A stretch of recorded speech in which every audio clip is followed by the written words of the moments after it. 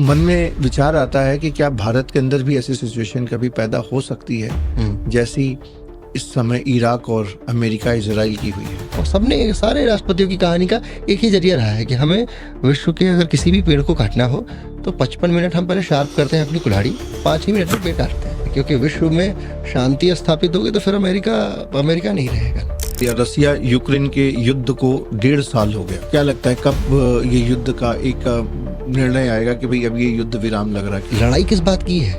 लड़ाई सिर्फ इस बात की है कि आप या तो हमारी आइडियोलॉजी, पॉलिटिकल आइडियोलॉजी को स्वीकार कर लीजिए। हमारी पॉलिटिकल आइडियोलॉजी क्या है कि हम लोग कम्युनिज्म को स्वीकार करते हैं। हम दिवाली के दिन एक पटाखा फोड़ देते हैं तो पूरा ओजोन में छेद हो जाती है, और ये लोग पिछले 3 साल 4 साल से बड़े बड़े बम फोड़े जा रहे हैं, ओजोन वैसे ही बनी हुई है ना। सो हाइपोक्रेसी की भी अतिशय सीमा होती है। इराक का जो पॉलिटिकल लीडर रहा खोमेनी, इसको मारने में अमेरिका का और इजराइल का क्या बेनिफिट? बेसिकली ईरान का पॉलिटिकल सिस्टम समझना बहुत जरूरी है। ईरान का पॉलिटिकल सिस्टम ये कहता है कि प्रेसिडेंट, प्राइम मिनिस्टर, बाकी मिनिस्टर्स, ये एक लाइन ही अलग है। इन सब के ऊपर टॉप लेवल पे एक बैठी है जिसको एक सरकार बोलते हैं, जो धर्म की सरकार जिसे हम बोलते हैं। इजराइल ना वो अपने उद्देश्यों को वन बाय वन पूरा करता रहता है। डेमोक्रेसी चाहिए ताकि लोग चुन सके नेता, और जब तक लोग नेता चुन सकते हैं। इलेक्शंस, जनता, डेमोग्राफी, ये डेमोग्राफी बड़ी झूठ है मैडम। किसको चाहिए मैडम डेमोग्राफी? खोमेनी के डेथ के बाद भारत में बहुत सारी जगहों पे शोक मनाया गया। 2 देशों के लोग मारे जाएंगे, 2 देशों के नेता मारे जाएंगे तो भारत के लोग परेशान होंगे। सुन्नी समुदाय के पूरे विश्व के किसी नेता को मार दिया, लेकिन सऊदी का अगर नेता मारा गया तो पूरा विश्व आ जाएगा, क्योंकि वो उनका सबसे पवित्र स्थल है। शिया समुदाय के पास सिवाय आंसू के और कुछ है भी नहीं। आप देखिए मुहर्रम वाले दिन में वो हुसैन के लिए अपने आप को सजाएं देते हैं। आप देखिए पूरा वो डंडे मारते हैं, कोड़े मारते हैं खुद को। वो कुछ भी नहीं कर सकेगा तो कुछ नहीं तो रोएगा, कैंडल मार्च ही करेगा। राइट। अभी मैं हिंदू वर्सेस मुस्लिम का आंकड़ा अगर प्रदर्शित करूंगा तो लगेगा कि अच्छा ठीक है, हिंदू वर्सेस मुस्लिम है, तब तो जरूर देखना चाहिए। हर व्यक्ति, मुसलमानों के सामने हिंदू का विरोध कर दीजिए। अच्छा अब इससे नहीं हो रहा है तो कोई बात नहीं, फिर ब्राह्मण वर्सेस हरिजन कर दीजिए, है ना। कमर्शलाइजेशन वो आना चाहिए, पैसा आना जरूरी है। अब सिलेंडर का एक वो काली बाजारी हुई, जो डिस्काउंट अपेक्षित है 5% का, जो हमेशा से चलता आ रहा है, वो काट के और उस पे 25 या 30 रुपए और इसलिए बढ़ा दिया गया कि सिलेंडर की अवेलेबिलिटी नहीं है, ये कह के। जबकि आप जाके सिलेंडर्स को देखें तो इजीली अवेलेबल है। अमेरिका और इंडिया के रिलेशन को आप किस तरीके से देखते हैं? अगर आप शांति चाहते हैं तो युद्ध के लिए तैयार रहिए।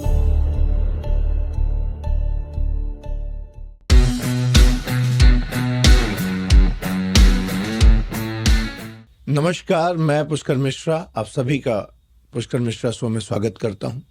आज मेरे साथ में मेरे बहुत ही प्रिय अजीज भाई डॉक्टर शिवम मिश्रा जी पुनः है, और ये इनके साथ मेरा तीसरा पॉडकास्ट होगा।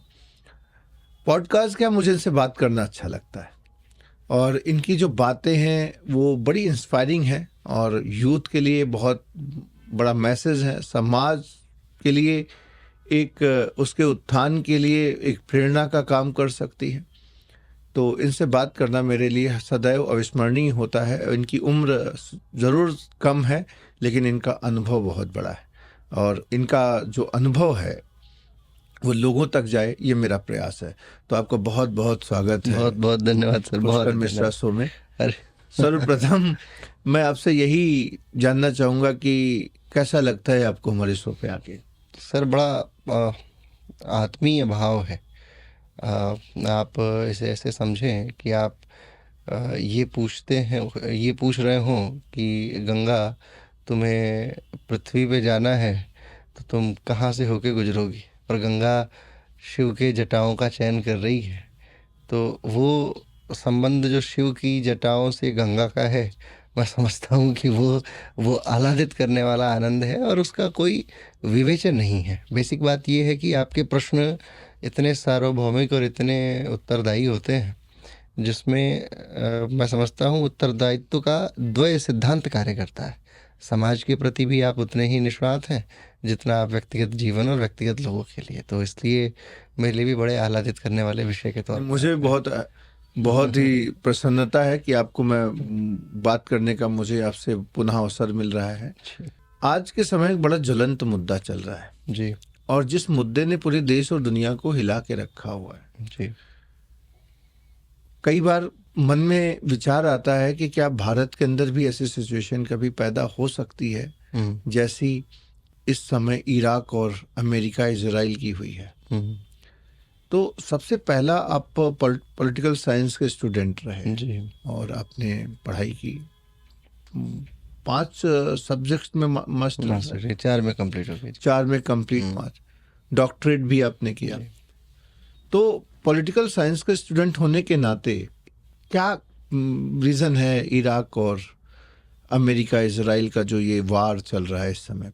हमारे प्रोफेसर बहुत प्रेम भाव से कहते थे कि पूरे विश्व में जो चल रहा है बेसिकली वो परिवार में चल रहा है। आप अपने परिवार को देखिए, राजनीति का सबसे बड़ा जो अखाड़ा होता है वैश्विक मंच, वो सारा का सारा परिवार से दृश्यमान होता है, दैदीप्यमान होता है।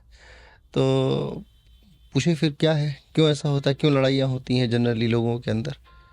तो लड़ाई का एक बहुत बड़ा कारण है, वो है इंटरेस्ट। बहुत महत्वपूर्ण है लाभ।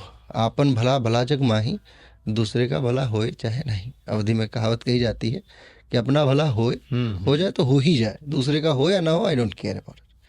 तो ईरान, इजराइल, अमेरिका, इधर यूक्रेन, रशिया, उधर थाईलैंड, कंबोडिया, इधर भारत, पाकिस्तान, कहीं किसी के स्वाभिमान की लड़ाई है, कहीं किसी के इंटरेस्ट की लड़ाई है, वो सारा इसी में है। पूरा विश्व ऐसे ही युद्धों में घिरा पड़ा है। तो ईरान इजराइल भी अपने इंटरेस्ट के लिए ही लड़ रहा है। इजराइल लड़ रहा है कि वो बचा रह सके, ईरान लड़ रहा है ताकि वो बचा रह सके। और इसमें एक तृतीय शक्ति, महाशक्ति जो है अमेरिका, जो पूरे विश्व को प्रभावी करके और आनंद ले रही है। इजराइल को भी हथियार बेच रही है, ईरान को भी थोड़ा बहुत सपोर्ट करेगी। अब ईरान और ईरान को सपोर्ट नहीं कर रही है, आसपास के खाड़ी देशों को सपोर्ट करेगी। और पूरे देश दुनिया में अपने लिए एक हथियार बेचने का ग्राउंड बना रही है। नहीं, वो उसका पुराना बिजनेस है सर। आप रूजवेल्ट के ज़माने से देख लीजिए, अमेरिकी राष्ट्रपति थे, उनके भी पहले आप इनफैक्ट आप चले जाइए बहुत पुराने वाशिंगटन, आप वाशिंगटन से पूछिए, जॉर्ज वाशिंगटन से, कि भाई क्या तरीका है आपको पेड़ काटने का। पत्रकारों ने उनसे पूछा कि कैसे पेड़ काट दोगे। अब्राहम लिंकन की कहानी को आप उठाइए तो लोग सबने, सारे राष्ट्रपतियों की कहानी का एक ही जरिया रहा है कि हमें विश्व के अगर किसी भी पेड़ को काटना हो तो 55 मिनट हम पहले शार्प करते हैं अपनी कुल्हाड़ी, 5 ही मिनट में पेड़ काटते हैं। तो उनका हिसाब किताब क्लियर है कि उनकी एंड ऑफ द फिलोसफी उस कुल्हाड़ी के ऊपर ही टिकी हुई है। तो वो ऐसा क्या प्रोड्यूस कर सकते हैं? उनकी जो जियोग्राफी आप उठा के देख लीजिए। अभी जाके आप क्यूबा क्राइसिस को अगर आप जानते हो, आपके ग्राहक जानते हो, तो मतलब जो दर्शक हैं वो जानते हो, तो क्यूबा क्राइसिस में क्या था? क्यूबा बिल्कुल अमेरिका के जस्ट नीचे का एक देश है। बहुत आसानी से चाहता तो क्यूबा मिसाइल्स बिल्कुल कोल्ड वॉर के दौरान एग्रीवेट कर रखा था। वेनेजुएला कांड को आप देख लीजिए, वेनेजुएला के राष्ट्रपति को उठा के लेके गया। क्या है? जो हमारी बात को माने, हमारे हथियार सर्वश्रेष्ठ है, रैप्टर्स मिसाइल्स हैं जो बहुत उत्तम किस्म का है। जैसे कश्मीर की कहानी बताता हूँ, कश्मीर से सेव गुजरता है, बेचा जाता है कश्मीर से। 3 तरीके का सेव होता है साहब। एक होता है जो बिल्कुल छोटा छोटा 3rd ग्रेड का, वो आ जाता है 20-50-100 रुपये किलो के आधार पे। दूसरा होता है जिसके ऊपर बेस्ट क्वालिटी लगा के अच्छी शॉप्स में रखा जाता है, जो 200 रुपये किलो का मिल जाता है। और जो सबसे उत्तम किस्म का होता है ना, उसे बाहर ट्रांसपोर्ट कर दिया जाता है। तो ऐसे अमेरिका करता है। आपको क्या करेगा? हथियार बनाएगा, कुछ हथियार जो सबसे गरीब देश हैं उनको बेच देगा, या जो आतंकवादी संगठन है उनको दे देगा। उसके बाद वाला जो है वो प्रीमियम देशों को देता है, लास्ट वाला खुद के लिए रखे रहता है। तो उसका कार्य है हथियार की इकोनॉमी। क्योंकि विश्व में शांति स्थापित होगी तो फिर अमेरिका नहीं रहेगा ना। और ये सबकी है, सबकी फिलॉसफी यही है, जितने भी देश हैं। रशिया के एक मिखाइल गोरशको करके एक सैन्य अधिकारी रहे हैं, उन्होंने लिखा अपनी किताब में द आर्ट ऑफ वॉर, ऐसा समथिंग कोई किताब का नाम है, उसमें लिखा कि if you want piece prepare for war. अगर आप शांति चाहते हैं तो युद्ध के लिए तैयार रहिए। तो और ऐसे बहुत सारे सैनिकों ने इस बात को सराहा भी, लिखा भी, अपनी अपनी अलग अलग किताबों में अलग अलग तरीके से डिस्क्राइब किया है। तो अमेरिका के तक का तो सिद्धांत ही है साहब। आपने रसिया का नाम लिया। रसिया यूक्रेन के युद्ध को 1.5 साल हो गया और अभी भी अनवरत युद्ध जारी है जी। क्या लगता है कब ये युद्ध का एक निर्णय आएगा कि भाई अब ये युद्ध विराम लग रहा है, कि ऐसे ही चलता रहेगा? देखिए, यूक्रेन हो आप पूरी अगर उस जियोग्राफी को देखेंगे, यूक्रेन रशिया वाली जियोग्राफी को देखिए, तो आप उधर मंगोल के ऊपर, मंगोलिया के ऊपर चले जाइए, उधर आप आ जाइए यूएसएसआर के पूरे सिस्टम को अगर आप देखेंगे, 1991 के पहले का यूएसएसआर देखिए आप, जो सोवियत यूनियन था, तो उसका एक महत्वपूर्ण हिस्सा रहा है यूक्रेन। अब यूक्रेन, इसमें लड़ाई किस बात की है? लड़ाई सिर्फ इस बात की है कि आप या तो हमारी आइडियोलॉजी, पॉलिटिकल आइडियोलॉजी को स्वीकार कर लीजिए। हमारी पॉलिटिकल आइडियोलॉजी क्या है कि हम लोग कम्युनिज्म को स्वीकार करते हैं। आप डेमोक्रेटिक को स्वीकार करने जा रहे हैं। आप चाहते हैं कि आप नाटो सदस्य, नाटो जो देशों का अलायंस है, नॉर्थ अटलांटिक ट्रीटी ऑर्गेनाइजेशन, आप उसके हिस्से के तौर पर शामिल हो जाए। आप चाहते हैं, मतलब जेलेंस्की को आप देखिए, क्या थे जेलेंस्की? एक हास्य कलाकार था सर, एक लड़का था जो हास्य कलाकार था। उसके जीवन में ऐसा दुख डाल दिया गया, क्योंकि स्वतंत्रता से कोई देश, जहां आप वैश्विक स्वतंत्रता की बात करते हैं, वहाँ आप किसी की स्वतंत्रता को आत्मार्पित नहीं करने देते हैं, नहीं जीने देते। आप स्वतंत्र हैं ऐसा मैं कह दूं, लेकिन आप पहनिए वही।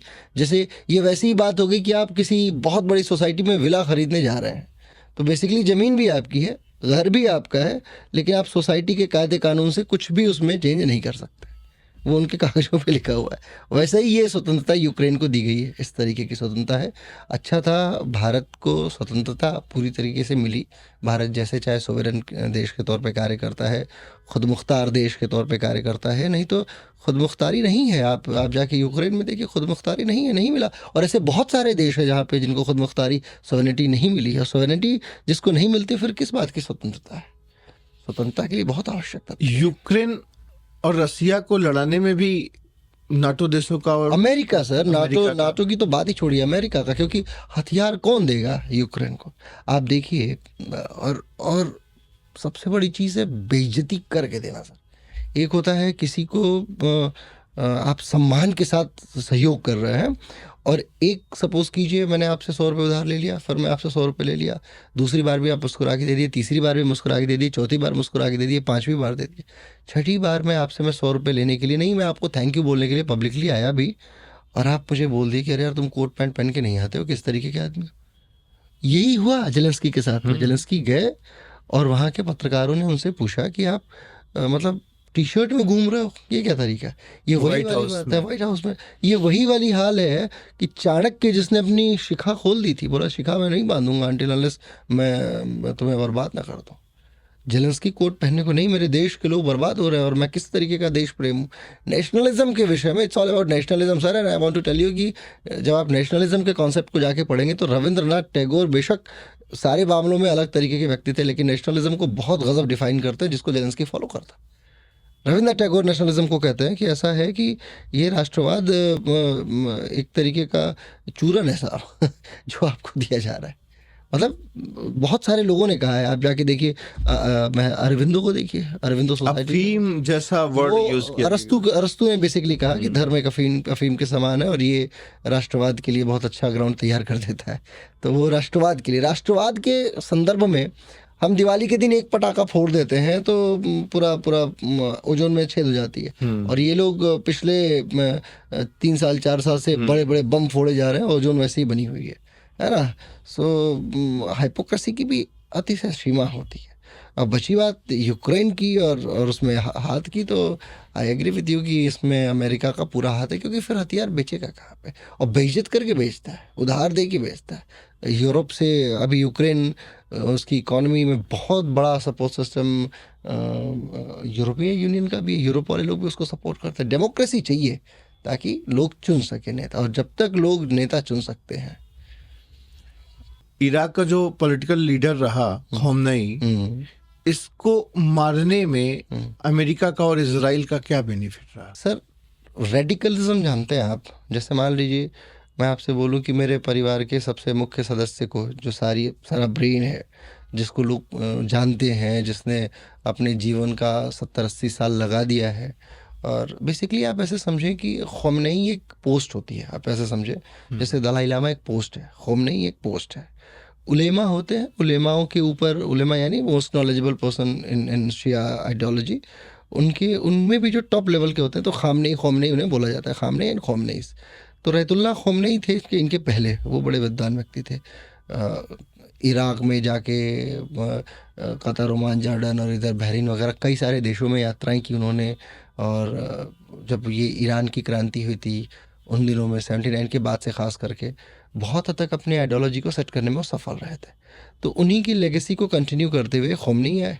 और खोमनेई जो थे वो थोड़े और चपल व्यक्ति थे। चपल का मतलब आप ऐसा समझें कि लोगों के ब्रेन में आसानी से प्रविष्ट हो जाना और अपने आइडियोलॉजी को स्थापित करना, पुस्तकों के आधार पे, एक पर्टिकुलर बुक के आधार पे चीज़ों को कंटिन्यू कराना। तो खोमनेई पॉपुलर हो गए। अब वो उनके लिए ख़तरनाक हो रहे थे। उनके साथ में उनको किसी भी टेबल पे झुकाया नहीं जा सकता था। बेसिकली ईरान का पॉलिटिकल सिस्टम समझना बहुत ज़रूरी है। ईरान का पॉलिटिकल सिस्टम ये कहता है कि प्रेसिडेंट, प्राइम मिनिस्टर, बाकी मिनिस्टर्स, ये एक लाइन ही अलग है। इन सब के ऊपर टॉप लेवल पे एक बैठी है जिसको एक सरकार बोलते हैं, जो धर्म की सरकार जिसे हम बोलते हैं। और वो धर्म की सरकार का मुखिया जो है वो है खोमनेई साहब से। तो खोमनेई जी जो थे वो हेड थे, उनको ही मारा जाना था। इसके अलावा सिर्फ खोमनेई नहीं मारे गए। खोमनेई चूँकि पॉपुलर थे, मीडिया ने उनको पॉपुलराइज भी किया। नहीं तो सर 60 से अधिक कमांडर्स मारे गए, मतलब जिनका नाम, जैसे आप ऐसे समझो कि अगर आप भारत के उसमें देखो तो नेवी चीफ को मारना, एयर स्टाफ को मारना, एयर चीफ मार्शल को, फिर आर्मी उनको डीजी को, डीजीसीआर को, सबको, मतलब टॉप ऑर्डर्स को समाप्त कर देना, जितनी भी विंग्स हैं उनको। तो ऐसे बहुत सारे लोग, वहाँ के बहुत सारे लोग मारे गए। वो तो ईरान जैसा देश है। और अलग अलग तरीके से नैरेटिव सेट किए गए। जिस ईरान में बंद है, पूरा इंटरनेट बंद है, उसके बाद भी उसकी वीडियो वायरल होती है। लोग कहते हैं कि खोमनेई के विरोध में ये प्रदर्शन हो रहा है और तमाम चीज़ें मीडिया के सामने से महिलाएं प्रदर्शन कर हाँ रही हैं। दिखाया जा रहा है कि महिलाएं प्रदर्शन कर रही हैं। मतलब आज एआई के ज़माने में आप कल्पना करके देखिए, उसी खोमनेई के लिए अभी सपोर्ट सिस्टम की भी वीडियोस तो रिलीज़ हो रहा है। जब वहाँ इंटरनेट ओपन होता है तो आप जाके देखिए कि वो सपोर्ट सिस्टम में, आई एग्री कि आपके देश में, इनफैक्ट आपके परिवार में अगर 50 लोग हैं तो 5 लोग आपसे एग्री नहीं होंगे। उतना बड़ा देश है, बहुत बड़ी जियोग्राफी है और बहुत जियोपॉलिटिकली बहुत स्टेबल जियोग्राफी है। भारत के लिए भी वो बहुत महत्वपूर्ण रहा। लेकिन अगर आप उन सबको देखेंगे तो खोमनेई एक सेंटर पॉइंट था उस ईरान का, जिसका समाप्त होना बहुत इंपॉर्टेंट था। और ये प्लानिंग पिछले 1 वर्ष के अंदर अंदर ही चल रही थी कि कहाँ मुझे क्या करना है। इज़राइल क्या है ना sir, whether do I support Israel personally, but I want to tell you कि इज़राइल ना वो अपने उद्देश्यों को वन बाय वन पूरा करता रहता है। ताकि एक, अभी पहले गाज़ा फ़िलिस्तीन कंप्लीट किया, अब उधर वो चल रही है चीज़ें, अब इधर इस पे ईरान के ऊपर फोकस है। फिर तुर्की के साथ भी इसको अपना कॉन्फ्लिक्ट, मतलब वो रिटेलिएट करने के लिए एक मीडिया स्टेटमेंट उन लोगों ने जारी कर दिया, विल फोकस ऑन तुर्की ऑल्सो। तो टर्की के लिए भी ये लोग अपना प्रिपरेशन रेडी रखे हुए। मतलब दे आर वेरी क्लियर कि हमें युद्ध लड़ते रहना है, हमें शांत नहीं रहना है, ताकि हम भी अपने आप को स्टेबल कर सकें और जो हथियार बेच सकें। और वही है उनकी इकोनॉमी। छोटा सा देश है, बनाएंगे क्या? मतलब इतना बड़ा देश है कि हमारा केरला उनके बराबर है, उनसे बड़ा ही होगा और पॉपुलेशन के मामले में। तो वो लोग करें क्या? आप केरला को सपोज करो कि केरला को एक देश घोषित कर दिया जाए और केरला को बेचना हो पूरे देश को, भारत को, तो क्या बेचेगा? थोड़ा बहुत नारियल बेच लेगा बची खुची चीज़ों में। अब वो क्या बेचेगा? मसाले बेच सकता है। इसके अलावा फिर उसको हथियार पे जाएगा तो डबल ट्रिपल प्रॉफिट है। उसके बाद 2-3 सपोर्ट सिस्टम भी है। यूएस का क्या उसमें बेनिफिट है? यूएस क्यों सपोर्ट करने आ जाता है? क्योंकि मिडिल ईस्ट में फ्री का कंधा मिल रहा है उसको तीर चलाने को। ठीक है, अभी अगर यूनाइटेड नेशन सिक्योरिटी काउंसिल की अगर बैठक हो यूएनएससी की, तो उसमें अमेरिका तो बोलेगा I am fighting for operation जो मिडनाइट हैमर है, उसके लिए मैं युद्ध कर रहा हूँ। वो तो उनका है, मेरा को उससे क्या लड़ना है ना? लॉ एंड ऑर्डर ऑपरेशन है, मैं तो उनको सपोर्ट कर रहा हूँ as a ally, it's my prime responsibility. Like same जैसे पाकिस्तान ने सऊदी अरेबिया के लिए कह दिया, वेदर तो सऊदी अरेबिया ने कह दिया कि मैं पैसे नहीं दूंगा तुम्हें 1 रुपये पे, but still you have to support because already आपने साइन किया हुआ है पैक्ट साइनिंग का भी तो हिसाब किताब है। अब पाकिस्तान पलट जाएगी, नहीं करूँगा सपोर्ट, तो क्या होगा? फिर वही यूनाइटेड नेशंस। सब एक छलावा है सर। आप देखिए पूरा वैश्विक परिवेश एक छलावा है। तो खोमनेई में जैसे आपने कहा ना कि कुछ लोग पक्ष में हैं, कुछ लोग विपक्ष में हैं। तो जो ईरान के लेकर पहले एक वीडियोस देखे जाते थे कि ईरान एक खुली विचारधारा वाला देश था, खुलापन था, महिलाएं स्वतंत्रता के साथ में रह सकती थी। आफ्टर खोमनेई चीज़ें बदली, वहाँ पे पर्दा प्रथा और महिलाओं को इवन स्कूल तक जाने की इजाज़त नहीं थी, बच्चियाँ पढ़ नहीं सकती थी और बहुत सारी चीज़ें। तो एक आपने कहा कि वो टॉप सुप्रीम पोस्ट पे थे, भाई सबसे ऊपर थे। तो क्या कारण होता है कि ये जो इतनी कट्टरता, या महिलाओं के लिए या एजुकेशन ना होना, उनके लिए स्वतंत्र जीवन ना होना, व्हाट द रीज़न कि उन्हीं की देश की जो महिलाएं हैं वो उनके लिए खिलाफ प्रदर्शन कर रही और जश्न मना रही? एग्री। मैं आपको एक इसी जो कहानी आप मतलब हमें टेबल शुरू करना है तो 2 का टेबल पढ़ना है, तो मैं बोलूँगा 2 2 जा 4, 2 3 जा 6, 2 4 जा 8, 2 5 जा 10। अब आप 10 से शुरू किए हैं कहानी कि क्या मतलब है कि 10 से पहले 2 में 10 था, फिर ये वापस 8 क्यों आ गया, है ना? ऐसा था। कैसे मैं बताता हूँ वो समझिए। आप ऐसा समझें कि ख़ुमैनी जब इस्लामिक रिवॉल्यूशन हुआ है, ईरान उसके पहले पर्शिया था, पारस, ठीक है? इसको फ़ारस भी हम बोलते थे। जब आप बहुत प्राचीनता से देखते चलते आएंगे और भारत के साथ, चूँकि एक आपको चाहिए देश भी ना जिसके साथ आप उसकी तुलना कर सकें। 1900 आप ऐसा माने कि तकरीबन 30-35 के आसपास एक ऐसा व्यक्ति आता है जो पूरे ईरान के नैरेटिव में पाश्चात्यीकरण करने के लिए अपने विचारधाराओं को लेके आता है। अमेरिकी प्रॉफिट जिसको बोलते हैं, तोता, ठीक है? ऐसा नहीं है कि सिर्फ ईरान में ऐसा रहा है, अमेरिका की ये एक हिडन स्ट्रेटजी हमेशा से रही है। वियतनाम वॉर में आप चले जाइए, वियतनाम वॉर में हो ची मिन जो व्यक्ति थे, उनके विरोध में जो व्यक्ति युद्ध लड़ रहा था, वो बेसिकली कौन था? अमेरिका का ही प्रॉफिट था, उनके देश का है। मतलब आप ये सोचिए कि हो ची मिन शहर जो साइगोन शहर है, उसे प्राप्त करने के लिए उन्हें पहले अमेरिकी आइडियोलॉजी से युद्ध करना था। यही कार्यक्रम यहाँ भी चल रहा था। अमेरिकाई ख़ुमैनी लोगों से पहले जो वहाँ के राजा थे, एक तरीके से जो जिनकी सल्तनत आई हुई थी, वो एक आर्म सोल्जर थे और बहुत ही मॉडर्न व्यक्ति, वो पाश्चात्यीकरण के पक्ष में थे। तो उन्होंने क्या किया, बहुत चरणबद्ध तरीके से अपने वंश को स्थापित करने के लिए, अपनी आइडियोलॉजीज़ को स्थापित करने के लिए वहाँ के लोगों को फ्रीडम देनी शुरू कर दी। वही फ़ोटोज़ आजकल वायरल होती हैं। आप 1905 के पहले वापस वही पर्शिया पाएंगे जो पर्शिया 1950 के आसपास के बाद का है या 55 के बाद का है। मैं ये नहीं कहता कि महिलाओं की स्वतंत्रता ज़रूरी नहीं है, मैं ये नहीं कहता कि वैसी ही महिलाएं नहीं होनी चाहिए, निश्चित होनी चाहिए, एग्री करता हूँ मैं आपसे। लेकिन जिस विचारधारा के कारण वो परिवर्तन हो रहा था, वो भी दोषी है। चाहे सच्ची अच्छा कार्य कर रहा हो, लेकिन वो पहले वालों को मार के आया था। आप ऐसा समझें कि शाहजहाँ, अकबर, जहांगीर, औरंगजेब, इनकी अगर आप लेके हुमायूं, बाबर, इन सब की लेगेसी उठा के देखेंगे तो बाबर फरगना में घूमता हुआ एक अनायास व्यक्ति था जो गलती से एक युद्ध में चला आया भारत में, भारत आया जीत गया। उसके बाद फिर हुमायूं आए, हुमायूं युद्ध नहीं कर पाए, सीढ़ी से गिर के मर गए बेचारे। फिर धीरे धीरे करते हुए ये अकबर वगैरह शाहजहाँ तक बात पहुंची। शाहजहाँ को कैद किया गया सर, जहांगीर लोगों ने शाहजहाँ को कैद करके और पानी तक नहीं दिया, बिना पानी के मारे गए। आप करत करत उसने शेर भी कहा कि भाई इससे बढ़िया तो काफिर है, काफिर यानी हिंदू लोग को काफिर बोलते हैं लोग, तो इससे अच्छा तो काफिर है कि एटलीस्ट अपने मरे हुए माँ बाप को पानी तो देते हैं, तुम लोग मुझे जेल में मार रहे हो। तो फिर औरंगजेब आया, और कट्टर आदमी था। तो ये मैं कहना ये चाहता हूँ बेसिकली कि ये वैश्विक ग्राफ है, कभी आप पाश्चात्यीकरण की तरफ रहते हैं, कभी आप ऊपर जाते हैं, कभी आप नीचे आते हैं, कभी आप मतलब अपनी लेगेसी में प्रविष्ट होने की कोशिश करते हैं। ईरान एक समय तक लेगेसी में ही प्रविष्ट नहीं हो पाया, एक समय तक फ्री हुआ। जब फ्रीडम उसको मिली थी तो उस फ्रीडम का इनको लाभ उठाना चाहिए था। आखिर ये जो रिवॉल्यूशन हुआ है उसी फ्रीडम के बीच में से ही तो हुआ है। यानी अगर 100 लोग हैं उस फ्रीडम में, जिनमें से 5 लोगों की फ़ोटो वायरल हो रही है, ठीक वैसे ही जैसे पंडित जवाहरलाल नेहरू की फ़ोटो कुछ लोग वायरल करते हैं उनके माउंटबेटन के पत्नी के साथ में हंसते हुए खेलते हुए, हम भी 2-4 औरतों के साथ में, महिलाओं के साथ में, बालिकाओं के साथ में अगर हम मुस्कुरा के एक फ़ोटो खिंचाते और आज के 100 साल बाद उस फोटो का एक नैरेटिव बना के चला दिया जाए कि ये तो बड़े बेकार व्यक्ति थे, तो चल जाएगा, हम भी मान लेंगे कि हाँ हाँ अच्छा ये ऐसा है क्या। तो सबसे पहले तो हमें अपना ना ये ब्रेन यूज़ करना होगा। कॉमन सेंस से सोच के देखिए कि 100 लोगों को स्वतंत्रता मिली थी, तो फिर ये 100 लोगों को स्वतंत्रता के जस्ट बाद वो क्रांति कैसे हुई? जो रिवॉल्यूशन क्रांति हुई वो ईरान जो इस्लामिक रिवॉल्यूशन हुआ उन्हीं के देश में तो हुआ था। अच्छा, उसके पहले बाकी अन्य देशों को भी देखिए। आप समझें कि जब आप अपने ब्रेन का उपयोग करना कम कर देंगे, आपकी डिपेंडेंसी दूसरे देश के ऊपर हो जाएगी, आपकी पॉलिसीज़ को कोई दूसरा गवर्न करने लग जाएगा।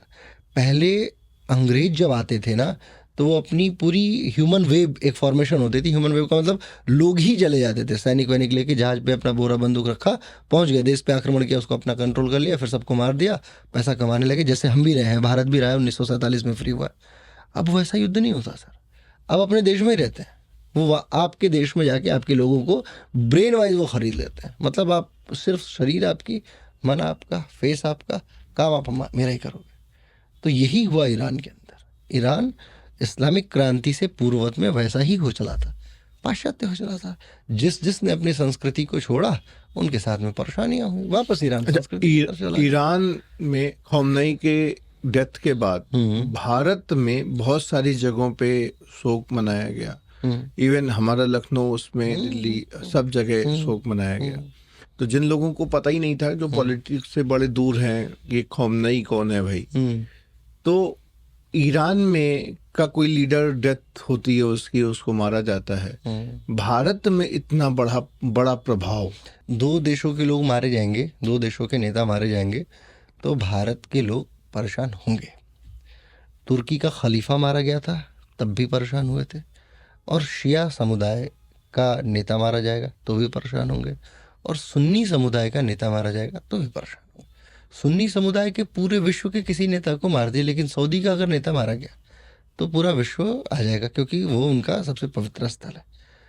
शिया समुदाय का सबसे पवित्र स्थल है जो इराक का ये जो क्षेत्र है, करबला वगैरह, वॉर ऑफ करबला जो 685 ईस्वी में हुई, उसमें मैं बताया ना, वो परिवार वाली लड़ाई, मोहम्मद साहब के जो चचेरे भाई और दामाद भी थे, उनको ये लोग चाहते थे इब्न साहब को कि वो मुखिया बने, वो हेड ऑफ द डिपार्टमेंट बने, वो पूरी सभ्यता को चलावे। तो कुछ एक पक्ष था जो नहीं एग्री करता था कि नहीं, ये नहीं चलना चाहिए।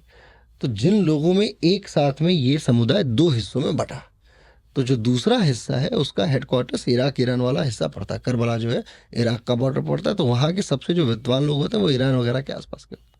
तो खोमेनी जो पोस्ट है बेसिकली, वो जो टॉप लेवल का जो है, जैसे हमारे यहाँ शंकराचार्य आप मान लीजिए, इसलिए लखनऊ में भी हुआ क्योंकि इनके समुदाय के वो लोग जो इनके व्यवस्थित स्वरूप में टॉप ऑर्डर में, जैसे हमारे यहाँ शंकराचार्य को मार दिया जाए अगर, तो अमेरिका में बैठा हुआ हिंदू भी विरोध करेगा। तो जो इनफैक्ट अब सपोज कि जो विदेशी हैं जो इस्कॉन के थ्रू हिंदू बन चुके हैं, उनके इस्कॉन वाले हेड को कोई मार दे तो उनको परेशानी होगी नहीं होगी, वो पूरे विश्व में। तो अब उनकी देश उनसे पूछे कि भाई तुम क्यों परेशान हो, क्योंकि ये तो फ्रीडम ऑफ मतलब रिलीजन है ना, ये तो संविधान कहता है कि आपको धर्म को मानने की स्वतंत्रता है, आप अपने धर्म को मानिए और अपने धर्म के स्वरूप को स्वीकार कीजिए। हाँ, अब जो लोग नहीं जानते कि ईरान का लीडर एज अ लीडर आप देखते हैं, पॉलिटिकल लीडर देखते हैं, डेफिनेटली ये नहीं है, वो भी उनको लीडर के तौर पे नहीं देख रहे हैं। लेकिन ये जो लोग उनके लिए प्रे कर रहे हैं, चूँकि शिया समुदाय के पास सिवाय आंसू के और कुछ है भी नहीं।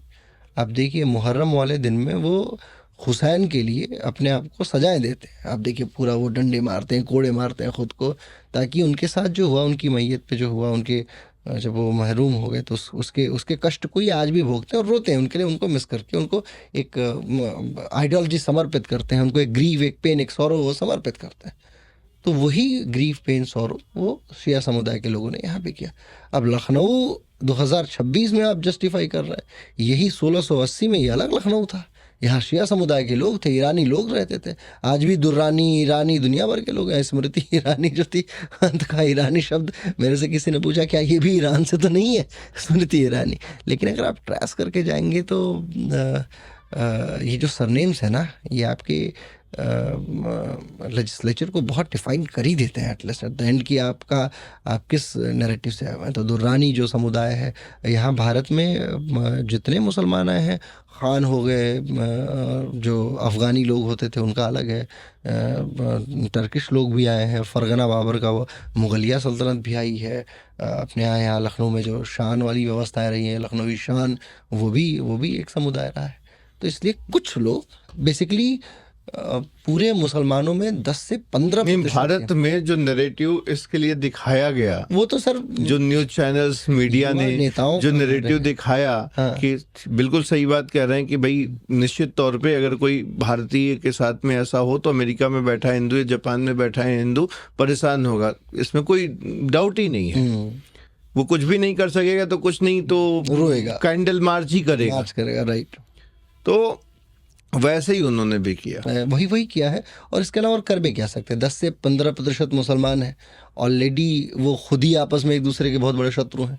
सुन्नी वर्सेस शिया आप देखिए तो अगर 100 मुसलमान हैं तो 90 उसमें से 80 जो है वो सुन्नी हैं, बाकी के 10-12 जो है बेचारे शिया हैं।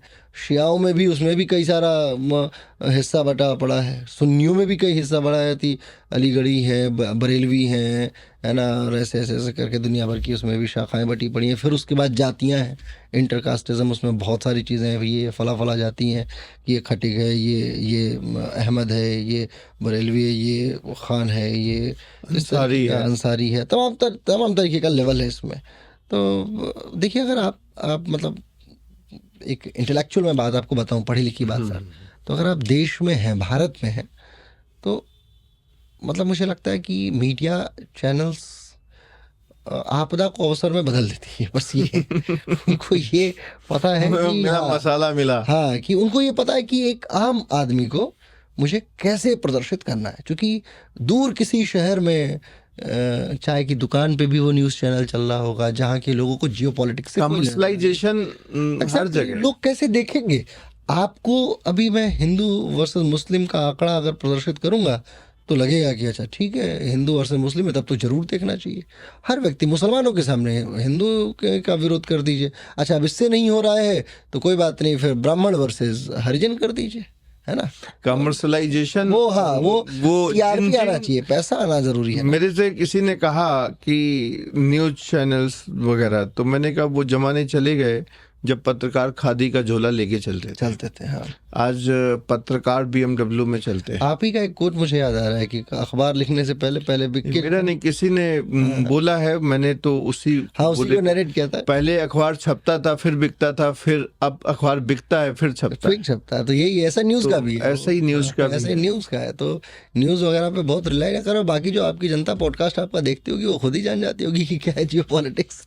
एंड कमर्शलाइजेशन में आपदा अवसर केवल न्यूज चैनल ही नहीं, जितने भी आज के समय में व्यवसाय हैं वो भी इस युद्ध को प्रोपोगेट कर रहे हैं, जबकि इसका इंडिया से कोई लेना देना नहीं है। भारत रिसोर्स से भरा हुआ देश है और इसमें इसका कोई भी इम्पैक्ट मुझे नहीं लगता पड़ना चाहिए। देखिए युद्ध अगर मतलब विश्व अशांत होगा तो डायरेक्ट इनडायरेक्ट प्रभाव तो पड़ेगा थोड़ा बहुत, लेकिन एट द एंड मैं चाहता हूं कि पहले अपने देश के दुश्मनों से निजात पाए आदमी। अब सिलेंडर का एक वो काली बाजारी हुई, हमने आज ह्यूमर्स क्रिएट, हाँ आज आप ये समझे, आज मतलब आज की घटना मैं बता रहा हूँ कि एक रेस्टोरेंट में भोजन करने के दौरान तकरीबन जो डिस्काउंट अपेक्षित है 5% का, जो हमेशा से चलता आ रहा है, वो काट के और उस पर 25 या 30 रुपये और इसलिए बढ़ा दिया गया कि सिलेंडर की अवेलेबिलिटी नहीं है, ये कह के, जबकि आप जाके सिलेंडर्स को देखें तो इजीली अवेलेबल है। तो काला बाजारी, घूसखोरी, मुनाफाखोरी। अभी दुबई में जब ये बम्बार्डमेंट हो रही है तो एक हलफनामा जारी किया गया सारे होटल्स को कि आप लोगों के अतिथि रुकेंगे अनटिल अनलेस उनकी फ्लाइट्स वापस से ना शुरू हो जाए। जब तक कि उनकी बुकिंग है तब तक तो वो पैसे दे चुके होंगे या दे देंगे, लेकिन उसके आगे का पैसा सरकार देगी, आप उनसे नहीं लेंगे। ये गवर्नमेंट अपना देखिए कितना शानदार एक इनिशिएटिव लेती है। भारत में भी हुआ था सर पुलवामा, आपको याद हुआ, उसी दिन सेम डे जब लोगों की फ़्लाइट्स की तुरंत उसमें सर्चिंग्स बढ़ी, जो 4,000, 5,000 या 6,000 की फ़्लाइट थी वो 15,000, 20,000, 50,000 हज़ार रुपये की फ़्लाइट। तो आपदा को चूँकि सिस्टम सेट है, आप अपने फ़ोन पे रैपिडो एप्लीकेशन को आईफोन पे बुक कीजिए और आप उस पे जाके बुक कीजिए, नॉर्मल फ़ोन पे बुक कीजिए, एंड्रॉयड पे बुक कीजिए, दोनों का अंतर देखिए, 10-12 रुपये, 5 रुपये, 8 रुपये हर राइड पे डिफरेंस है। आप यही चीज़ बाकी जो उनसे कर लीजिए, एप्लीकेशंस में है। चलिए आईफोन तो पूछ लेता है कि ask app to allow what you are doing on any other applications, this app will know, और जनरली एंड्रॉयड पे तो पता ही नहीं चलता है क्या है। 28 दिन का रिचार्ज देके एक साल में मतलब 365 के हिसाब से अगर आप देखेंगे तो 13 महीने का रिचार्ज कराते हैं आप महीने भर के रिचार्ज के चक्कर में। मतलब एक महीने का रिचार्ज 30 दिन का होना चाहिए, 28 दिन का देती हैं कंपनियां। ऐसे ऐसे करते करते वो 2-2 दिन बचाते बचाते अंत में 28 दिन बढ़ा देती हैं। 12 दूना 24 तो उनके और हिसाब कुछ से महीने 31। हाँ उनके हिसाब से 13 महीने का साल होता है। तो मुनाफा बने कैसे? छोटी छोटी चीज़ है। यही सारी चीज़ें एक कंपनी थी जिसको अपना पेस्ट बेचना था, उसने क्या किया, सिर्फ जो जिससे पेस्ट से निकलता है उसके छिद्र को थोड़ा सा बड़ा कर दिया। तो जो पेस्ट जल्दी बहुत तीव्रता से ख़त्म होता था वो बहुत जल्दी धीरे धीरे ख़त्म होता था, वो तीव्रता से समाप्त होने लग गया। आपने कोरोना काल का जिक्र किया या पुलवामा का जिक्र किया। कोरोना काल के अंदर भी आपदा को अवसर बनाया गया। अरे बहुत, हर आदमी ने हर चीज में एक गजब की लूट मचाई गई कि किस तरीके से हम इस समय को, तो ये क्या लगता है इसको, मैं तो बार बार एक ही चीज कहता हूँ कि जो एजुकेशन सिस्टम है और जो आज के समय जो सामान्य ज्ञान, सोशल साइंस, ये जो इसका अभाव या कह सकते हैं जड़ों से जो दूर होता जा रहा है आदमी, क्योंकि कंप्लीटली कमर्शलाइजेशन है। राइट। जहाँ पे स्कूल्स हों या हमारे परिवार हों जहाँ से बच्चों को एक एथिकल एजुकेशन दी जानी चाहिए, वो एथिकल एजुकेशन ही नहीं, डूज एंड डोंट सिखाए नहीं जाते। पिता शादी करने जब जाता देखता है कि भैया तो बड़ा ईमानदार आदमी है, इसके पास तो कुछ है ही नहीं, तो ऊपर की आमदनी नहीं है, ये कैसे हमारी बेटी को रखेगा। एक वही आदमी जो घूस का पैसा, रिश्वत का पैसा लेके आता है, वो कहता है यार यहाँ तो हमारी बच्ची लड़की जो है बहुत मजा करेगी। तो सिलेक्शन जो है, चॉइसेस जो है वो बदल चुकी हैं, कमर्शलाइजेशन हो चुका है। ये भारतवर्ष के लिए कितना दुखद है। निश्चित तौर पे। और मैं समझता हूँ कि हर व्यक्ति अपनी संस्कृतियों से, आज संस्कार नहीं है परिवार में, लोगों के पास समय नहीं है कि वो संस्कार दे पाए। और कौन से संस्कार आज की जो माताएं हैं, जो नई माताएं बन रही हैं, आप जाके इंस्टाग्राम पे देखिए, वो उनका सोर्स क्या है, मतलब with due respect I am quoting name also, कि उनको अमीश की रामायण से समझ आती है रामायण। आप समझ रहे हैं मैं क्या कहना चाहता हूँ? उनको सीता अमीश बताते हैं कि हु इज़ एक्चुअली सीता, उनको अमीश बताते हैं कि हु इज़ राम। तो ऐसे लोग जिनको हिंदी समझ में नहीं आती, जिनको मूल ग्रंथ समझ में नहीं आता, जिनको बातें समझ में नहीं आती, उनसे आप संस्कृति की अपेक्षा करते हैं। और फिर आप चाहते हैं कि एक अच्छी सोसाइटी क्रिएट हो। आप ऐसे देखें कि फ्राइडे मार्केट में जाम लगने का, अगर वीकली मार्केट लग रही हो तो जाम लगने का सबसे बड़ा कारण ये पढ़े लिखे लोग खुद हैं। एक बड़ी सी गाड़ी, खूब बड़ी सी गाड़ी से एक आदमी आएगा छोटा सा झोला लेके, रोड के किनारे गाड़ी को पार्क करेगा, जाके वो 4-5 किलो सामान खरीदेगा, तब तक वो गाड़ी पार करेगी, पीछे पे पे पे पे हॉर्न बजाते रहे। तो ये एट द एंड संस्कार, संस्कृति, वैल्यूज, ट्रेडिशन, ये सब बहुत ज़रूरी है। और पूरा विश्व इससे ग्रसित है, सिर्फ ऐसा नहीं कि भारत ग्रसित हो। आप चले जाइए अमेरिका, देखिए अमेरिका ग्रसित है। आप जाके देखिए वो जो न्यूयॉर्क, जो टाइम्स स्क्वायर है, उसके आसपास का क्षेत्र देखिए कितना गंदा हुआ पड़ा है। आप चले जाइए फ्रांस एरिया में चले जाइए, अगर आप एफिल टावर के कुछ रेडियस में, 5 किलोमीटर रेडियस में दिखेंगे तो आपको लगेगा नहीं क्या फ्रांस में। चलिए वो एक इंटरनेशनल मॉन्यूमेंट्स है तो आप उसे थोड़ा सा प्रेज कर सकते हैं, लेकिन एट द एंड आप परेशान ही होंगे। तो ये पूरा विश्व झेल रहा है इस परेशानी को, ऐसा नहीं है सारे लोग परेशान हैं। ब्रिटेन की आप डेमोग्राफी देख लीजिए जाके, यूके की पूरी डेमोग्राफी चेंज हुई पड़ी है। स्पेन को आप जाके देख लीजिए, ऐसा ही। तो संस्कृति बहुत ज़रूरी है, संस्कार बहुत ज़रूरी है। जो आपने शब्द यूज़ किया जड़ों से जुड़ना, वो बड़ा महत्वपूर्ण है। जो व्यक्ति अपने जड़ों से नहीं जुड़ता है वो उखाड़ के फेंक दिया जाता है, और बहुत आसानी से उखड़ जाता है। तो आपको आपके जड़ों पे कार्य तो करना ही होगा एटलीस्ट। भारतवर्ष में जी, मुझे तो जो परिस्थितियां, जो स्थितियां मैं देख पा रहा हूँ कि एजुकेशन सेक्टर कंप्लीटली कमर्शलाइज हो गया, मेडिकल सेक्टर कंप्लीटली कमर्शलाइज है। तो इंसान की जो बेसिक नीड है, रोटी, कपड़ा और मकान के अतिरिक्त स्वास्थ्य और शिक्षा। एक फिल्म आई थी अमिताभ बच्चन की, मैंने कई बार कोट किया उसको कि रोटी, कपड़ा और मकान। उस टाइम पे लोगों के कच्चे घर होते थे, छप्पर वाले घर होते थे, इतनी सुविधाएं लोगों के पास नहीं होती थी, अनाज उतना नहीं होता था।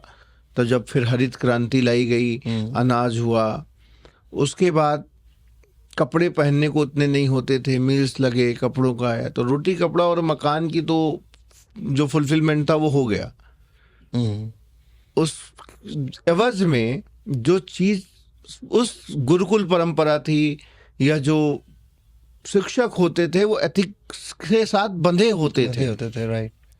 मेरे को याद है, मेरे गांव में एक आचार्य जी थे, संस्कृत पढ़ाते थे और वो संस्कृत के समाचार भी बाजते थे उत्तर प्रदेश आकाशवाणी में। जी। वो अब जिन बच्चों को शिक्षा देते थे, मेरी बुआ वगैरह भी उनके साथ में उनके पास पढ़ी, तो उनसे कभी पैसे नहीं लेते थे बताइए। शिक्षा देने के एवज में। हम्म, तो उस टाइम पे लोग शिक्षित होते थे और ऐसे करके जो स्वास्थ्य सेवाएं थी, नब्ज देख के, नाड़ी देख के इलाज हो जाता था। जो लोग थे वो लोगों के साथ सौहार्द और प्रेम के साथ में रहते थे। जैसे जैसे कमर्शलाइजेशन आया, रोटी कपड़ा और मकान की बहुतायत हो गई, फुटपाथ पे रोटी बिक रही है, सड़कों पे कपड़ा, किसी भी मॉल में चले जाइए, मार्केट में चले जाइए, रोड पे निकल जाइए, मुझको लगता है आज के समय में 70-75% मार्केट को कपड़ों ने, जूतों ने और इलेक्ट्रॉनिक्स ने कैप्चर करके रखा होगा। सही बात। किसी भी मॉल के अंदर 70-80%, मोर देन 80%। उसके बाद जो 20% बचा वो खाना है, काम। सिनेमा एंड खाना। तो उसकी भी बहुतायत हो गई। कमी क्या हुई, लोगों का डिग्रेड हो गया स्वास्थ्य। जो लॉन्जिविटी 100 वर्ष लोग जीते थे वो 50, 55, 60 पे आ गए। उसमें भी 60 भी चल जाए तो बड़ी बात है, मतलब उसको बड़ा भाग्यशाली माना जाता है कि अरे 60 साल के हो गए। सही बात। शिक्षा कमर्शलाइज हो गई, बढ़िया तोते के जैसा अंग्रेजी तो बोलता है, लेकिन माँ बाप की बात मानना तो छोड़ दो, उनसे अच्छे से बात ही कर ले। तो ये भी आज के समय में माँ बाप का एक सपना हो गया, जैसा होता चला जा रहा है। राइट। तो ऐसी परिस्थितियों के अंदर व्हाट चेंज, भारत को किस तरीके के बदलाव की जरूरत है आपके अनुभव के अनुसार? आई थिंक मतलब ये मेरी एक ये जो सवाल है मेरा, ये मेरी वास्तविक पीड़ा है कि मैं जिसके लिए काम कर रहा हूँ और बिल्कुल बिल्कुल जंगल में लगी हुई आग है ये, और मैं चिड़िया की भांति अपनी चोंच से इसको बुझाने की कोशिश कर रहा हूँ। कभी कभी बड़ा अंदर से एक फ्रस्ट्रेशन होता है कि किसके लिए कर रहा हूँ। तो मुझे लगता है कि अगर मैं नहीं करूँगा तो कौन करेगा, क्योंकि मुझे तो कहीं करने वाला दिख नहीं रहा। ब्यूरोक्रेसी कंप्लीटली मनी माइंडेड हो चुकी है, जुडिशरी मनी माइंडेड हो चुकी है, बिजनेसमैन मनी माइंडेड हो चुका है, पॉलिटिकल लीडर्स मनी माइंडेड हो चुके हैं। पैसा नहीं है तो कुछ आपके पास है नहीं। इवन हमारे घरों के अंदर जब साइकिल से कोई गरीब व्यक्ति पढ़ा लिखा भी आ जाएगा, पैसे नहीं है उसके पास, तो हो सकता है उसका मजाक बनाया जाए, हो सकता है उसको पानी बिस्किट देना भी भारी लगे। वहीं BMW से आएगा तो काजू की बर्फी मंगा के खिलाई जाएंगी, काजू लगाए जाएंगे। तो आज के समय में मॉनेटरी पोजीशन क्या है आपकी, आप फाइनेंशियल स्टेटस क्या रखते हो, कौन सा फोन यूज करते हो, कौन सी गाड़ी से चलते हो, कैसे घर में रहते हो, उस हिसाब से आपका स्वागत हो रहा है। सही बात है। तो ऐसी सिचुएशन जहां पे इस तरीके की मेंटालिटी डेवलप हो रही है कि ला मोबाइल बढ़िया ही रखना है चाहे किस्तों पे खरीदे। Agree sir. अभी एक आपको घटना बताता हूँ। नालंदा तक्षशिला विश्वविद्यालय जब थे इस देश में, तो वहाँ प्रवेश पाने का एक बड़ा सार्वभौमिक नियम होता था कि आप जाएंगे, गार्ड्स होते थे गेट के ऊपर, वो प्रश्न पूछा करते थे आपसे। 10 प्रश्न पूछते थे छात्रों से, 5 प्रश्न पूछते थे। जो उन 5 प्रश्नों का उत्तर संस्कृत या जिस भी भाषा में होता था दे दिया, वही अंदर प्रवेश ले पाता था। गार्ड्स इतने नॉलेजेबल हुआ करते थे उन विश्वविद्यालयों के। आज यदि कोई मास्टर डिग्री किया हुआ व्यक्ति गलती से गार्ड्स की का फॉर्म भर दे तो ये रैट रेस वाली सोसाइटी उसे जज करके और उसे बाहर कर देगी। मैं कहता हूँ कि यदि कोई व्यक्ति पैशन फॉलो कर रहा है, एक व्यक्ति जो अपने संस्कार को या अपने मूल्यों को किसी भी स्वरूप में, चाहे छोटे या बड़े के स्वरूप में जस्टिफाई करने के लिए आगे बढ़ रहा है, तो ये सोसाइटी नहीं जीने देती। संस्कारों का सबसे बड़ा दुश्मन समाज है, ये बात याद रखिए। संस्कार वर्सेस समाज, प्लेटो की पीड़ा, सोक्रेटिस की पीड़ा, अरिस्टोटले की पीड़ा, ये सारी पीड़ाएं हैं किसकी? आप जितने भी मैकियावेली से लेके और आप चले आइए दुर्खिम तक, आप जितने दार्शनिकों को देखेंगे वो सारे के सारे समाज से ही परेशान हैं। सबका आप मतलब आप जाके देखिए स्मिथ की का वो दर्शन उठा के देखिए, आप देखेंगे कि जितने भी लोग हैं ना, वो सब ये चाहते हैं कि इस समाज को कैसे ठीक कर लिया जाए। और एट द एंड समाज में 3-4 तरीके के बीज प्लांट किए जाते हैं। समाज को आप ऐसा समझे कि एक खेत है, खेत में आप बीज प्लांट कीजिए, एक तरीका है। दूसरा तरीका है कि आप उसमें पत्ती को लगा दीजिए। तीसरा तरीका है कि आप उसमें टहनी लगा दीजिए। चौथा तरीका है कि बस इंतज़ार कीजिए कि पेड़ से बीज खुद ही आ जाएगा और ये हो जाएगा। तो जिन लोगों ने बीज लगा दिया, आप जब मथुरा वृंदावन के आसपास के क्षेत्र में जाएंगे तो वहाँ बबूल के बहुत सारे पेड़ हैं, झाड़ियाँ हैं। वो राजा जब आए हुए थे, जो अफ़गानी लोग थे, जो उधर के लोग थे, जब मुग़लिया सल्तनत आई थी, तो वो रक्षा कैसे करे? तो प्रथम श्रेणी की रक्षा, ताकि हाथी, घोड़े और सैनिक वगैरह प्रवेश ना कर पाए, इसके लिए वो चारों तरफ नदियों के किनारे बबूल का पेड़ लगा देते थे ताकि उसकी झाड़ियाँ हों और आसानी से घोड़े, हाथी इत्यादि पार ना कर पाए। तो वो एक अपना एक स्वरूप स्थापित कर चुके थे। ठीक ऐसे ही अगर आप अन्य श्रेणी के लोगों को देखेंगे, अन्य विचारधाराएँ देखेंगे, हर एंगल पे जितने भी दार्शनिक हुए, जितने भी ऐसे प्रोवोकर्स हुए, जिन लोगों ने, जितने भी किंगशिप आइडियोलॉजी वाले लोग हुए जो अपने आप को स्थापित करना चाहते थे, समाज के स्वरूप में ही अपने आप को फंसा के मतलब छूट जाता है। तो समाज का स्वरूप बड़ा इम्पोर्टेंट है। आप समाज के स्वरूप को समझें, कैसे समाज में रहते हैं, उसका इलाज क्या हो सकता है। और ऐसे आप जो कह रहे हैं कि आपको पीड़ा होती है, असल में हर दार्शनिक कष्ट से ही जाता है। विवेकानंद जैसा व्यक्ति कैसे मरता है सर? विवेकानंद का देहांत कैसे होता है? यहाँ से फटती है चेतना। और कितने उम्र का लड़का, 39-40 साल की आयु रही होगी, क्यों मरता है? कहानी पूरी दुनिया जानती है कि एक आवास खरीदा है, घर खरीदा, सारी पेमेंट भी करी, एक व्यक्ति जो भारत को वैश्विक मंच पर स्थापित कर चुका है, और उसके साथ रजिस्ट्री वगैरह में धोखा कर दिया गया, और नहीं मिल पाया उनकी माँ को घर। वो इतनी पीड़ा रही और अंत में फिर वो सारी की सारी चेतना घनीभूत होती चलती चली गई। फिर उन्हीं दिनों वो नैनीताल की यात्रा पे थे, वापस आए और फिर शरीर त्याग दिया। तो जब बड़ी चेतनाएं, बड़े बड़े लोग हैं, आपको क्या लगता है, मतलब whatever you are, but at least अभी तो हम लोग दयानंद तो नहीं है ना सर। महर्षि दयानंद को क्यों मार दिया गया? हाँ, उनको शीशा दे दिया गया कि ठीक है, इससे आप मरिए। महात्मा बुद्ध को उठा के देख लीजिए। बुद्ध जो एक राजकुमार चाहता, अगर एक लड़का सिद्धार्थ नाम का, तो वो पूरा जीवन आह्लादित होकर जी जाता। क्या जरूरत थी उसको समाज? पूरे जीवन पर्यंत, चाहे वो मिथिला हो, वैशाली हो, वज्जी हो, मगध हो, अवंती हो, कौशल हो, इस जितने 14 महाजनपद थे, इन सारे जनपदों में पदयात्राएं की उस व्यक्ति ने। ऐसे ही चलता है। अंगुलीमाल जैसे भयानक डाकुओं से। और सर आज तो 10 कदम चलने में लोग बेहोश हो जाते, वो तो आदमी पूरे जीवन पैदल ही चला। कितनी किताबें आई, कितनी आइडियोलॉजीज आई। जिस दिन देहांत हुआ सर, कुशीनगर, उस समय कुशीनारा बोला जाता था, जिस दिन देहावसान हुआ है बुद्ध का, दंतावशेष तक लोग छीन के ले गए, दांतों का अवशेष तक लोग छीन के ले गए। बुद्ध को न जाने कितने हिस्सों में, 70 या 80 हिस्सों में बताते काट दिए गए। सूकर का मांस दे के उनको खिलाया गया था जिस दिन उनकी मृत्यु होने वाली। मल्लों ने हालांकि उनकी अंत्येष्टि की थी, मल्ल साम्राज्य था कुशीनगर में, लेकिन बुद्ध को भी, जब बुद्ध मतलब सारा जीवन अपनी आइडियोलॉजीज को सेट करने के बावजूद बुद्ध ने सेट कर पाए, तो who are you and who am आई?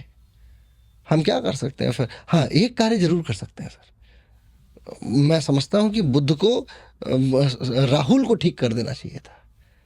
सिद्धार्थ रहते हुए राहुल की जिम्मेदारी थी, राहुल ठीक कर देते। राहुल ठीक करता है। ऐसे कि एटलीस्ट हम, एक मूवी आई थी ना, उसका एक कॉन्सेप्ट था, लोगों ने फ्लॉप करा दिया। मूवी समझ में नहीं आई लोगों को, अच्छी बात है, लोगों को हजम नहीं होती, घी सर पचा नहीं पाता। सलमान खान की। हाँ, उसमें एक वो डायलॉग था ना कि हम 3 लोगों को 2 लोग अच्छा करें, 2 से 2 अच्छे होंगे, 2 से 2 अच्छे होंगे।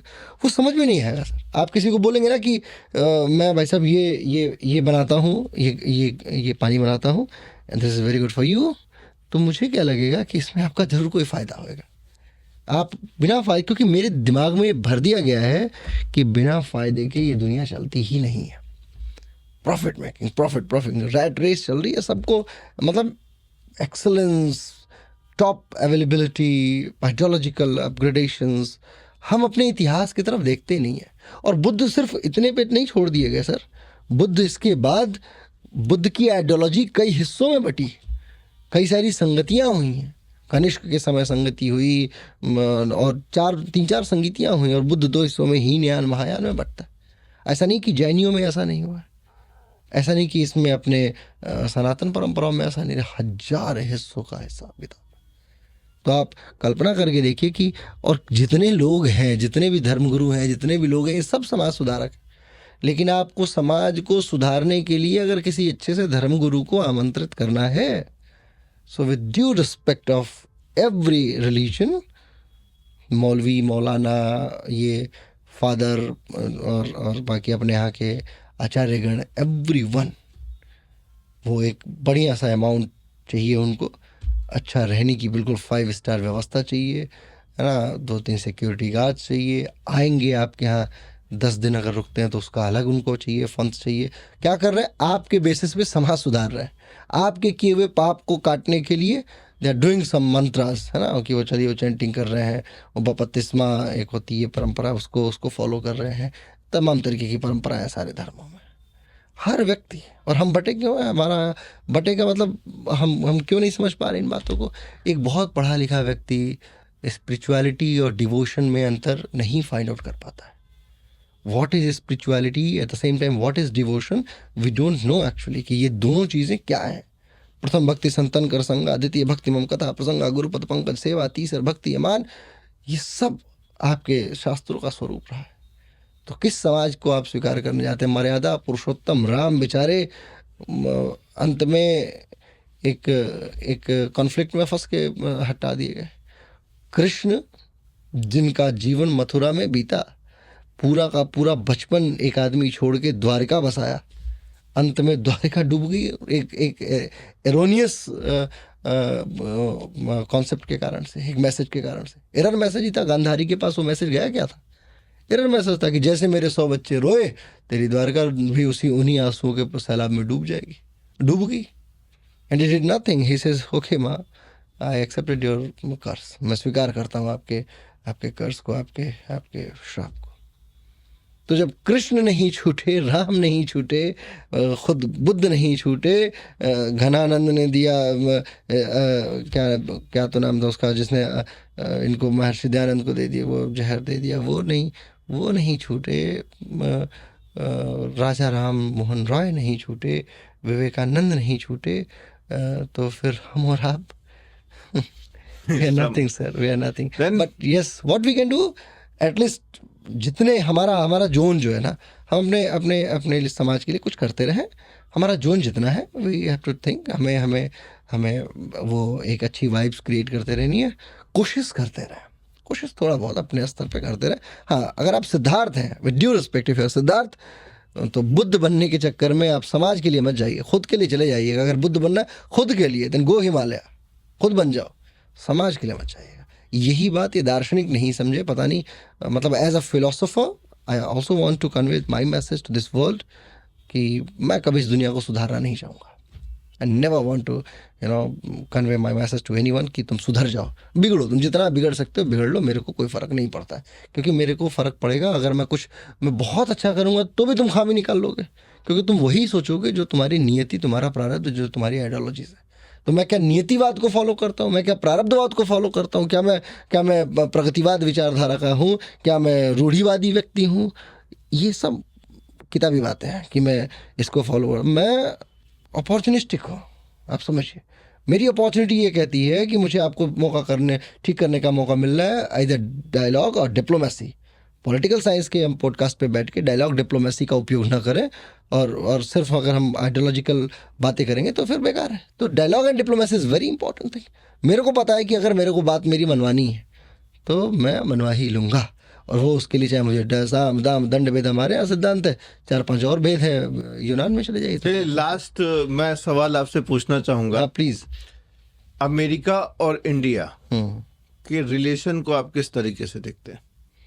सर, अमेरिका इंडिया नहीं, आप मेरे को मतलब ये मत कहलवाइए कि दोस्त है या दुश्मन है। बस अब बाहर कोई भी अगर रिश्ता है, so it's all about personal interest, personal mutual interest सबका।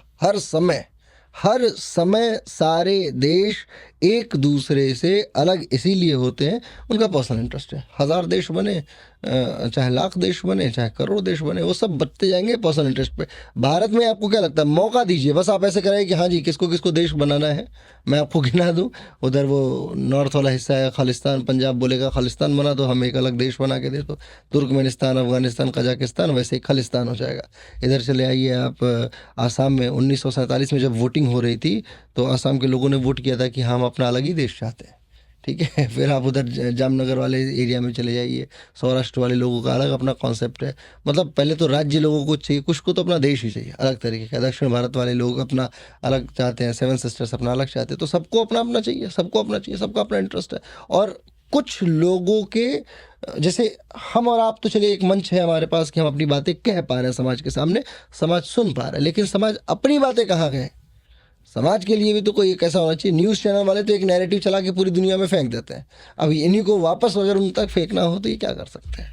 राइट टू रिकॉल बनाया नेताओं को हटाने का, कि नेताओं को मतलब राइट टू रिकॉल के लिए तमाम युद्ध चलता रहा। अब ये था कि नोटा बनाया था, नन ऑफ द एबव, उसके लिए वोट कर दीजिए। लेकिन एट द एंड अगर मैं कहता हूँ 10 वाला भी पाया तो जीत तो जाएगा ही, है कि नहीं है। तो राइट टू रिकॉल हमारे पास होना चाहिए कि हम अपने नेताओं को बुला लें, हम अपने सिद्धांत वालों को। It's all about America, Bharat, mutual interest. Sir आप बहुत ही युवा हैं और 32 वर्ष आपकी आयु है।